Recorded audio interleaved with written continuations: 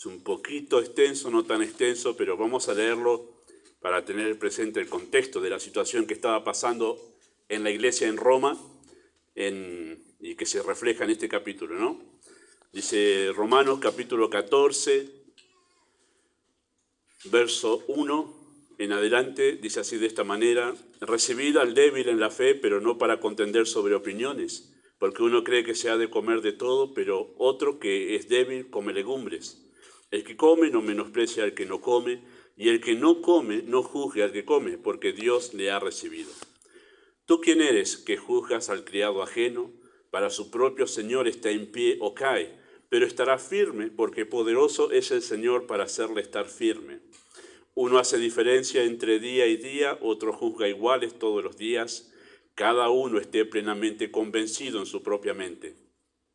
El que hace caso del día lo hace para el Señor, y el que no hace caso del día para el Señor no lo hace. El que come, para el Señor come, pero porque da gracias a Dios, y el que no come, para el Señor no come y da gracias a Dios. Porque ninguno de nosotros vive para sí, y ninguno muere para sí. Pues si vivimos, para el Señor vivimos, y si morimos, para el Señor morimos. Así pues, sea que vivamos o que muramos, del Señor somos. Porque Cristo para esto murió y resucitó y volvió a vivir, para ser Señor así de los muertos como de los que viven. Pero tú, ¿por qué juzgas a tu hermano? O tú también, ¿por qué menosprecias a tu hermano? Porque todos compareceremos ante el tribunal de Cristo. Porque escrito está: vivo yo, dice el Señor, que ante mí se doblará toda rodilla y toda lengua confesará a Dios. De manera que cada uno de nosotros dará a Dios cuenta de sí. Así que ya no nos juzguemos más los unos a los otros, sino más bien decidir poner tropiezo o ocasión de caer al hermano. Yo sé y confío en el Señor Jesús, que nada es inmundo en sí mismo, mas para el que piensa que algo es inmundo, para él lo es. Pero si por causa de la comida tu hermano es contristado, ya no andas conforme al amor. No hagas que por la comida tuya se pierda aquel por quien Cristo murió. No sea pues vituperado vuestro bien, porque el reino de Dios no es comida ni bebida, sino justicia, paz y gozo en el Espíritu Santo. Porque el que en esto sirve a Cristo agrada a Dios y es aprobado por los hombres. Así que sigamos lo que contribuye a la paz y a la mutua edificación. No destruyas la obra de Dios por causa de la comida. Todas las cosas a la verdad son limpias, pero es malo que el hombre haga tropezar a otros con lo que come. Bueno es no comer carne, ni beber vino, ni nada en que tu hermano tropiece, se ofenda o se debilite. ¿Tienes tu fe? Tenla para contigo delante de Dios. Bienaventurado el que no se condena a sí mismo en lo que aprueba. Pero el que duda sobre lo que come es condenado, porque no lo hace con fe, y todo lo que no proviene de fe es pecado. Así que los que somos fuertes debemos soportar la flaqueza de los débiles y no agradarnos a nosotros mismos. Cada uno de nosotros agrada a su prójimo en lo que es bueno para edificación, porque ni aun Cristo se agradó a sí mismo. Antes bien, como está escrito, los vituperios de los que te vituperaban cayeron sobre mí. Porque las cosas que se escribieron antes para nuestra enseñanza se escribieron, a fin de que por la paciencia y la consolación de las Escrituras tengamos esperanza. Pero el Dios de la paciencia y de la consolación os dé entre vosotros un mismo sentir según Cristo Jesús, para que unánimes a una voz glorifiquéis a Dios y Padre de nuestro Señor Jesucristo. Por tanto, recibíos los unos a los otros, como también Cristo nos recibió, para gloria de Dios. Pues os digo que Cristo Jesús vino a ser siervo de la circuncisión para mostrar la verdad de Dios, para confirmar las promesas hechas a los padres, y para que los gentiles glorifiquen a Dios por su misericordia, como está escrito. Hasta ahí la lectura. Oramos. Amado Dios y Padre Celestial, queremos poner en tu soberana voluntad y al poder del Espíritu la enseñanza en esta tarde. Deseamos acercarnos a este texto para poder contemplar la verdad tan preciosa que está resumida en la persona de Cristo. Y aquel evento tan particular, la iglesia en Roma, pueda ser usado por tu Espíritu en este día también para instruirnos en cuanto a las relaciones los unos con los otros y crecer en el mismo sentir en Cristo. Pedimos tu bendición en el nombre de Jesús. Amén. Bueno, como habrán visto, cuando Pablo está llegando a la conclusión del tema que trata en este capítulo, una vez más vuelve al sentir de Cristo. ¿Sí? Cuando llega a la conclusión, ahí en capítulo 15, Versículo 6, versículo 5, porque el Dios de la paciencia y de la consolación os dé entre vosotros un mismo sentir según Cristo Jesús. Siempre apela a eso, Pablo. Siempre en cada una de las cartas, donde tiene que atender a algunos de los problemas que se suscitaban en las relaciones entre los creyentes en las iglesias, apelaba al sentir de Cristo. Dice, nosotros debemos cultivar y desarrollar en nosotros la misma manera de pensar que tenía Cristo. Y eso ayuda a cómo resolver, cómo enfrentar los problemas de relaciones que se suscitan en las iglesias. Y aquí tenemos uno de esos problemas en la iglesia en Roma. Hasta donde yo tengo entendido, algo así no pasó hasta ahora en nuestra iglesia. No quiere decir que alguna vez no pase, pero tengo entendido que algo así hasta ahora no pasó. Así que no viene mal tampoco el principio, ahí apuntamos nosotros en realidad.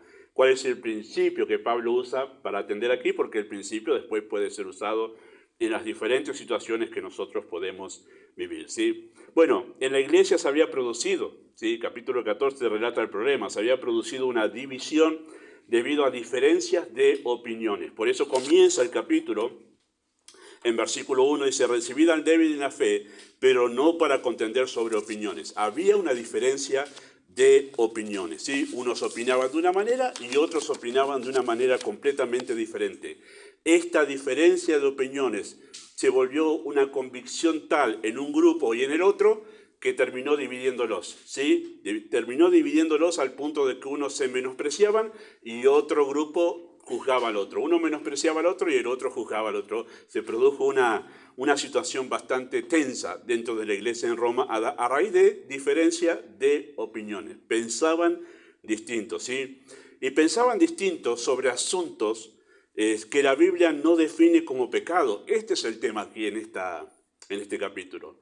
Pensaban diferentes en cuanto a asuntos que la Biblia no define como pecado, ¿sí? Hay cosas que la Biblia claramente define como pecado de manera explícita y después hay otras cosas que define como pecado de manera implícita. Uno entiende que tal cosa es pecado porque está implícito en tal principio, ¿sí? Por ejemplo, la Biblia no dice no fumarás, pero en realidad uno entiende a raíz de ciertos principios en la Escritura acerca de la santidad que uno dice, bueno, fumar es pecado, pero a raíz de un principio lo entiende, ¿sí? Pero en este caso hay asuntos en verdad en la vida que no tienen que ver con pecado, ¿sí? Los vamos a mencionar en un momento a esas cuestiones. Y son las cuestiones que crearon división dentro de esta iglesia, ¿sí?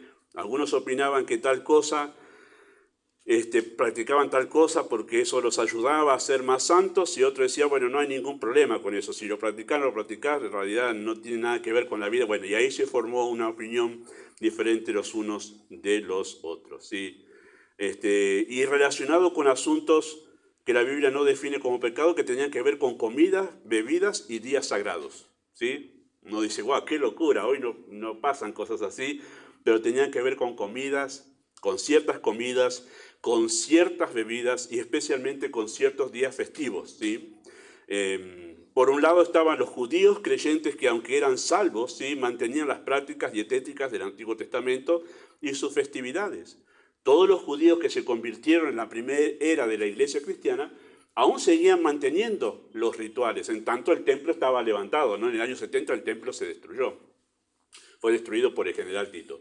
Pero en tanto eso sucedía, ¿sí? El templo estaba levantado, ellos mantenían, además ellos iban al templo. Hechos capítulo 3 muestra a los apóstoles yendo al templo, manteniendo esas costumbres que tenían del Antiguo Testamento, e incluso mantenían las festividades judías del Antiguo Testamento, ¿sí? Pero en este caso, como vemos nosotros en el texto, no eran como algunos falsos maestros que mantenían esos rituales como una forma de añadir algo a la salvación. No, los mantenían porque ya era su costumbre y ellos no lo querían dejar porque sentían que al dejarlo estaban como, en su conciencia era como defraudar a Dios, algo así.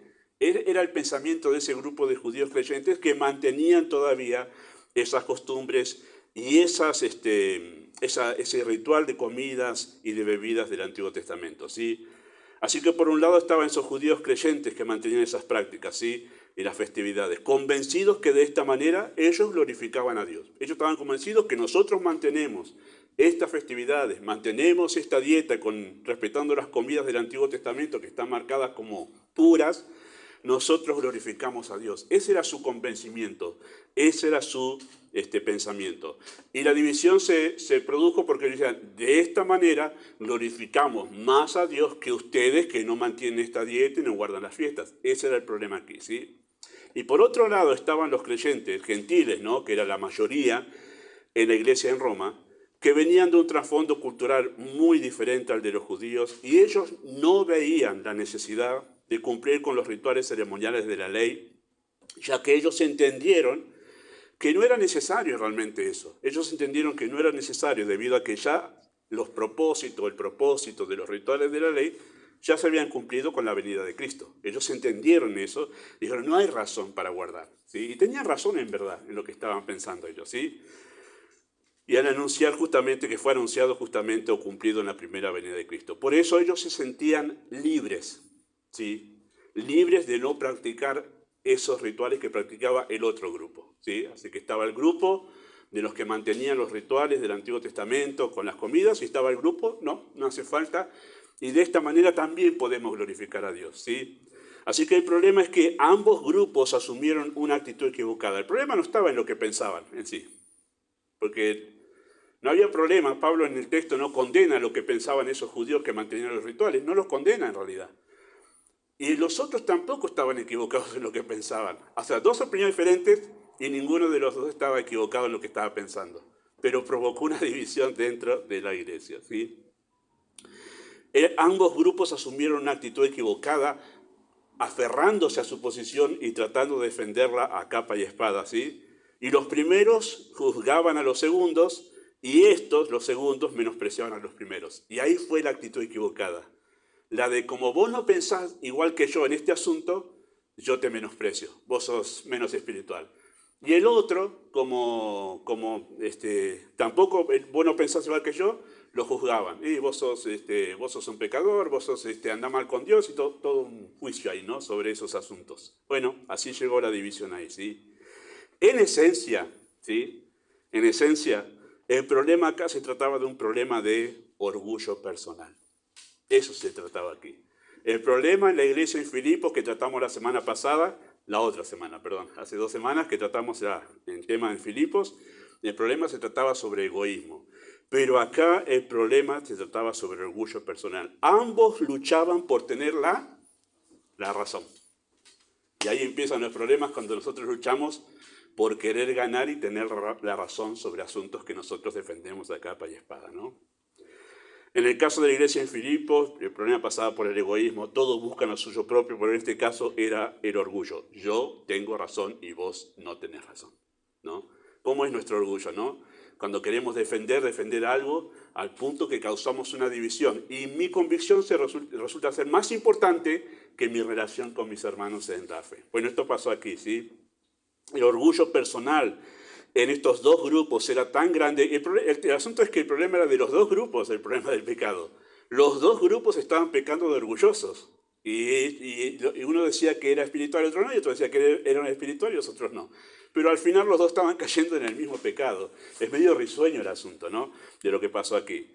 Y así suele ser el pecado en las relaciones interpersonales, termina siendo un tanto risueño, ¿no?, o tragicómico, podríamos decirlo así. Era tan grande el orgullo personal que estaban dispuestos a sacrificar la comunión en Cristo por no dar el brazo a torcer en asuntos de menor importancia. Menor importancia comparado con ¿qué? Con la relación los unos con los otros. Porque no es cosa menor, hermanos, estar enemistados dentro de la familia de la fe. No es cosa menor. La Biblia habla ampliamente acerca de este asunto, ¿sí? Así que la verdad que enseña este texto, ¿sí? La verdad que este texto enseña es que la unidad de la iglesia está por encima de las convicciones personales, ¿sí? La unidad con los hermanos en la fe, la comunión con los hermanos en la fe, está por encima de las convicciones personales. O sea, es más importante que yo me lleve bien con mis hermanos, que yo me mantenga reacio a dar el brazo a torcer en alguna opinión sobre asuntos que la Biblia no cataloga como pecado, ¿sí? Esta es la idea del texto aquí. Bueno, ¿cómo hacemos? ¿Cómo hacemos esto nosotros? ¿Cómo hacemos en verdad, cómo logramos la unidad cuando hay diferencias de opiniones sobre asuntos que no son moralmente malos ni tampoco son contrarios a la doctrina del Evangelio? Wow, esa es la pregunta ahí que hay que aclarar cada punto, ¿no? ¿Cómo nosotros logramos la unidad cuando hay diferencias de opiniones sobre asuntos que no son moralmente malos ni tampoco contrarios a la verdad del Evangelio? Cuando se trata de la verdad del Evangelio, bueno, ahí sí, si alguien no piensa igual que nosotros en cuanto a la doctrina, inevitablemente se va a producir una división, ¿sí? Y en asuntos de moral, sí somos, sí tenemos el permiso de la Escritura para juzgar el pecado dentro de la iglesia, ¿sí? Así que debemos entenderlo en ese contexto. Bueno, ¿cómo hacemos esto? Bueno, hacemos lo que Pablo hizo en este caso. Apeló Pablo aquí a los principios generales que gobiernan la vida del creyente. Son principios generales, son 3 principios que Pablo cita aquí para resolver este asunto, ¿sí? Son normas que determinan el todo de nuestra forma de vivir, sea lo que sea que estemos haciendo, y en este caso, determinan qué hacemos en la relación con nuestros hermanos, ¿sí? 3 principios que Pablo cita aquí. El primero es el principio de la gloria de Dios, versículos 6 al 12, ¿sí? Versículos 6 al 12 dice: el que hace caso del día lo hace para el Señor. Noten el acento en para el Señor. ¿Cuántas veces Pablo repite para el Señor, ¿sí? El que hace caso del día lo hace para el Señor. El que no hace caso del día, para el Señor no lo hace. El que come, para el Señor come. Bueno, y así repite cada cosa, que en realidad está identificando ahí que cada uno de estos grupos estaba convencido que lo que ellos hacían, lo hacían para el Señor. Y el otro grupo también se sentían libres de no guardar eso para el Señor. Hace un acento que en verdad había también esta motivación detrás de todo eso, pero hay un principio que Pablo resalta ahí, que todas las cosas que nosotros hacemos debemos tener en claro si es para la gloria de Dios. O sea, nosotros sabemos que hay cosas que están mal, ¿sí? Que la Biblia dice esto es pecado. Hay un área de cosas que la Biblia dice no está catalogado en la Biblia como pecado. ¿Cómo yo puedo discernir para saber si lo puedo practicar con mucha libertad o no? Bueno, si cuando yo lo practico estoy buscando la gloria de Dios, lo estoy haciendo para el Señor. Pablo enseña esto también en Corintios, cuando se suscita un problema muy semejante. Hoy, ¿no? Vamos a trasladar este tema a tema de hoy. Hoy no es con comida y con bebida, ¿sí? Vamos a trasladarlo al tema de hoy. ¿Podés cuidar la cocina un momento? ¿Así? Muy bien. Que puedan permanecer aquí los chicos en el momento de la reunión, ¿sí? Muchas gracias. Pero nosotros tenemos que tener en cuenta esto, cómo se aplicaría hoy. Un solo ejemplo. Espero no dañar la conciencia de nadie, ¿sí? Pero me parece que no voy a hacerlo. En otro tiempo sí era un problema, así que hoy puedo hablarlo tranquilamente. Ir al cine. Espero que a nadie se me asuste con esto. Pero hay creyentes quizá por ahí que dicen, no, ir al cine no. Para mí me hiere mi conciencia, siento que, bueno, la Biblia no y obviamente lo que tiene que ver es qué película voy a ver, ¿no? Ese es el asunto. Ahí ya entramos en otro terreno. Pero no estaría mal. Pero algunos, por cuestiones de conciencia, dicen, no, para mí está mal. Yo siento que estoy deshonrando al Señor cuando yo estoy haciendo eso. Bueno, es respetable. Y eso es respetable y está muy bien si lo hace para glorificar al Señor. Y el otro dice, yo tengo libertad para ir. Bueno, si vas, ¿lo haces para glorificar al Señor? Dice, no, pero voy para mi deleite, porque me gusta ir al cine. Bueno, ese gusto tiene que estar regulado por la gloria de Dios. Eso va a determinar cómo vas al cine, con quién vas al cine, qué película ves. Eso va a determinar, en verdad, si lo haces para el Señor o por tu gusto personal, por un deleite personal. Ahí entra este principio de la gloria de Dios. Pablo dice que todo lo que hagáis, sea de palabra o de hecho, hacerlo todo en el nombre del Señor Jesús, para gloria de Dios Padre. ¿Sí? Ese es el principio que regula todas las cosas. Donde hay algo que la Biblia no tiene en claro, principio de la gloria de Dios. Glorifica a Dios, exalta eso realmente, sus atributos, da un buen testimonio delante de los demás. Ese es el principio que debe regular aquí en este asunto. Y ese es el principio que Pablo cita aquí. Dice, bueno, sobre este asunto, no le estoy dando la razón ni a los que comen ni a los que no comen.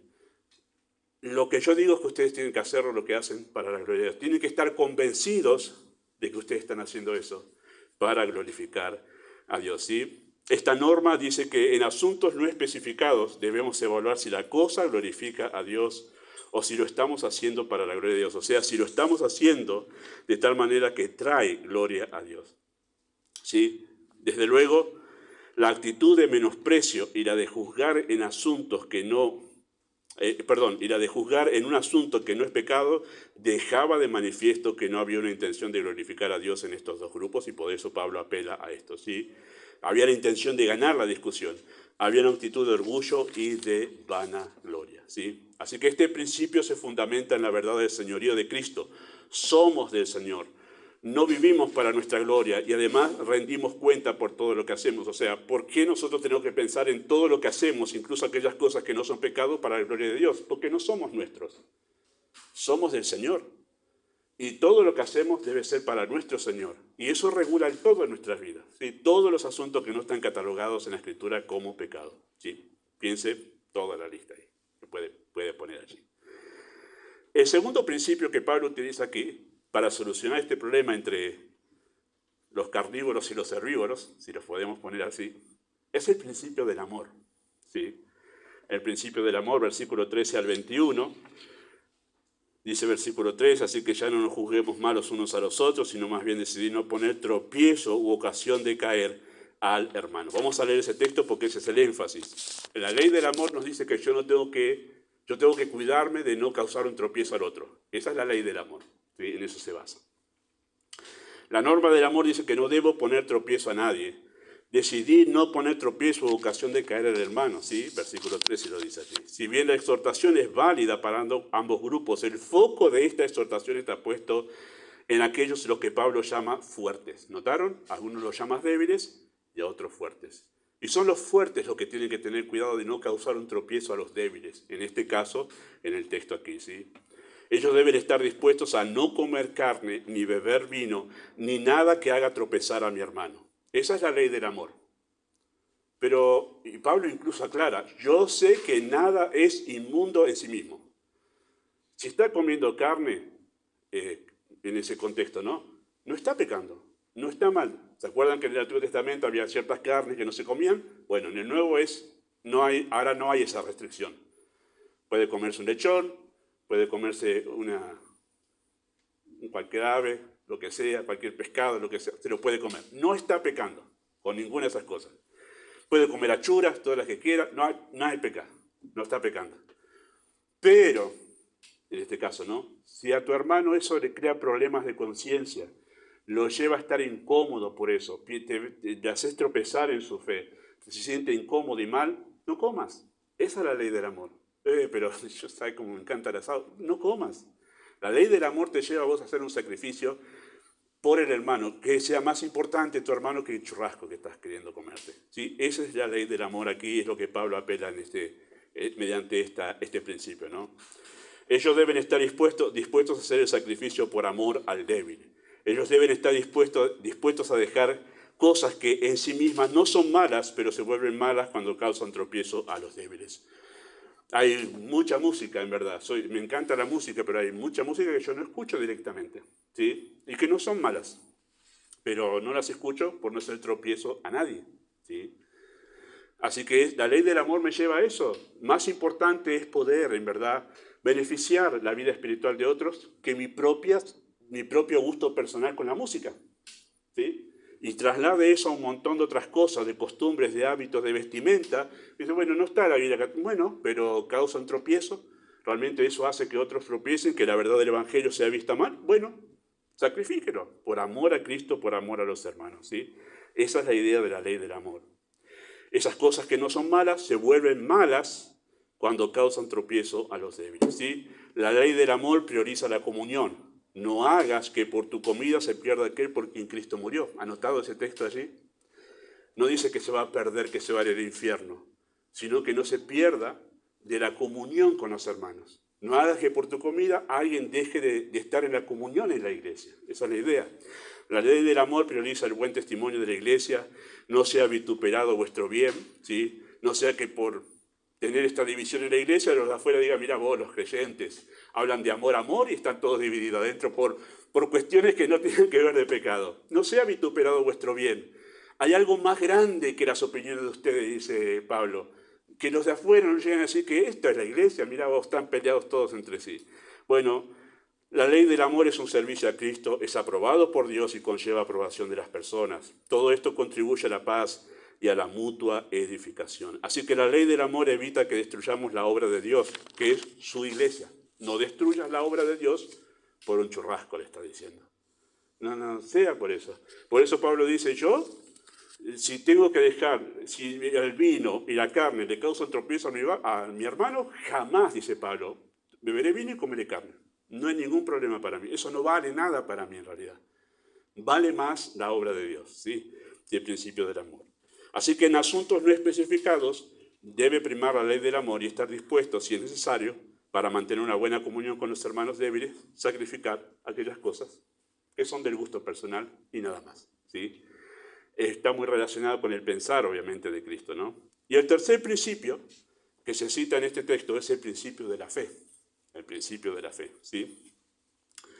Eso hace, dice Pablo en el versículo 22, tienes tu fe, tenla para contigo delante de Dios. Bienaventurado el que no se condena a sí mismo en lo que aprueba, pero el que duda sobre lo que come es condenado porque no lo hace con fe, y todo lo que no proviene de fe es pecado. Un principio que es el principio de la fe, ¿sí? Es interesante que Pablo dice que uno hace diferencia entre día y día y otro juzga iguales todos los días. Y dice esto, cada uno esté plenamente convencido en su propia mente. Que esto nazca de una convicción y no que sea por una costumbre. ¿Por qué lo hace? No tengo idea, pero mi familia lo venía haciendo y yo lo hago. ¿Y cuál es la convicción esa? No hay convicción ahí. Lo estás haciendo porque otro lo hace. Esa es la idea más o menos de esta expresión aquí y del principio de la fe. No, ¿cuántas cosas hacemos nosotros? ¿Verdad? A veces que arrastramos de la historia de la iglesia, arrastramos que nunca nos preguntamos por qué se hacían y las vamos haciendo porque otras iglesias o la costumbre de la iglesia lo hacía. Hasta que nos empezamos a preguntar y a cuestionar si realmente era bíblico o no y si hay algún problema en cambiarlo o no, ¿sí? Pero tiene que haber una convicción. Esto es muy común, ¿no? Que uno a veces es el que está convencido y como ese uno es mi amigo, yo no entiendo lo que él entiende, pero yo lo apoyo porque es mi amigo. Entonces hay un seguir a alguien sin entender por qué. Medio parecido a las tendencias políticas, ¿no? Mayormente alguien no sabe ni las posturas que tiene el candidato, pero todos lo siguen. Bueno, esto más o menos así. Pablo dice, tiene que estar convencido de lo que está haciendo, tiene que haber una convicción de fe. Bueno, ¿convencido de qué? Convencido que mantiene esta práctica porque de alguna manera lo ayuda en su vida espiritual. Esa es la convicción que tiene que tener. Esa es la convicción que tiene que tener. Hay personas que tienen problemas con la Navidad. ¿Sí? Usted dirá, qué raro, ¿no? ¿Quién tiene problemas? Bueno, hay creyentes que tienen problemas con la Navidad, con Papá Noel, con dónde viene el arbolito, quiénes los renos. Esto diabólico, dice. Bueno, cada cual tiene su... Y hay gente que simplemente por tradición, porque alguien lo dijo, porque un pastor lo comentó desde el púlpito y después dice, sacame todo, sacame todos los adornos de Navidad, sacame todo de casa porque eso... Y después no entiende de dónde viene, no sabe explicarlo, no puede encontrar argumento bíblico. Por favor, no sé si aquí hay alguien que está, no quiero herir conciencias. ¿Sí? Está bien si lo hace.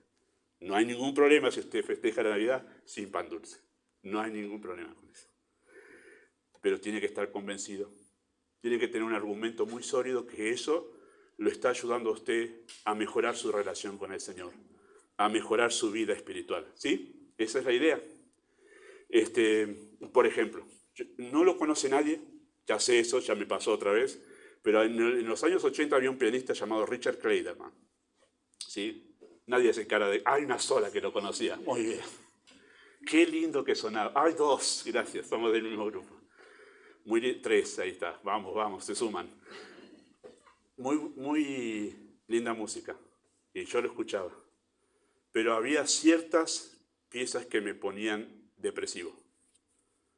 Y entonces, aunque eso en sí mismo no era malo, porque era música simplemente instrumental, no había letra ni nada, y era música clásica mayormente. Muchas de esas letras a mí me ponían depresivo. Capaz que ustedes que escuchaban, no, pero a mí sí. Y dejé de escucharlo porque me di cuenta que era en contra de mi vida espiritual, de mi ánimo espiritual.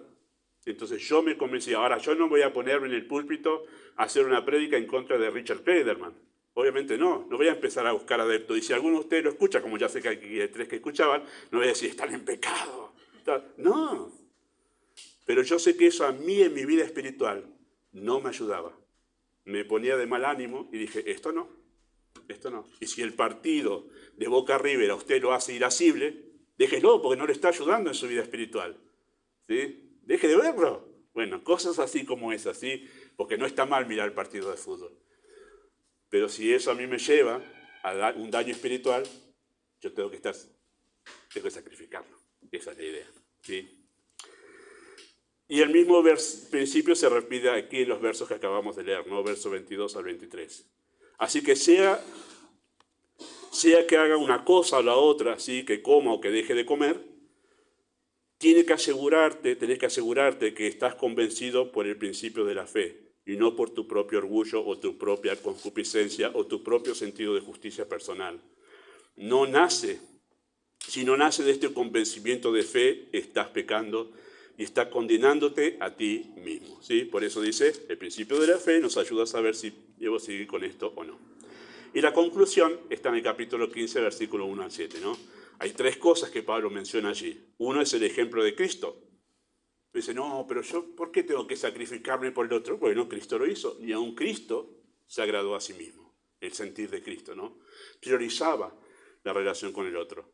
Y también habla del mismo sentir de Cristo, el mismo pensar, la misma manera de pensar de Cristo, y el propósito es para que unánimes a una voz glorifiquen a Dios. Eso es lo importante en la iglesia, que juntos, en lo mismo pensar, podamos glorificar a Dios. Todo lo demás es de menor importancia. Es de menor importancia. ¿Sí? Así que una vez más, Pablo apela a Cristo para enseñarnos cómo relacionarnos los unos con los otros en una buena comunión. Tiene que primar el pensar de Cristo en nosotros. Lo demás es secundario. Amado Padre Celestial, usa tu palabra en esta tarde para alentar nuestros corazones, a animarnos, a mirarnos los unos a los otros con ojos distintos. Que aunque haya diferencia de opiniones sobre asuntos que no son bíblicamente malos, que no son pecado, lo que rogamos, Padre, es que estemos dispuestos a sacrificarlos y priorizar en realidad la comunión en Cristo con los demás. Ayúdanos a ser una iglesia que puede honrarte y glorificarte a ti en armonía. Pedimos esto en el nombre de Jesús. Amén. Muy bien, vamos a pasar al tiempo de oración como acostumbramos cada sábado en la reunión de oración. ¿Sí?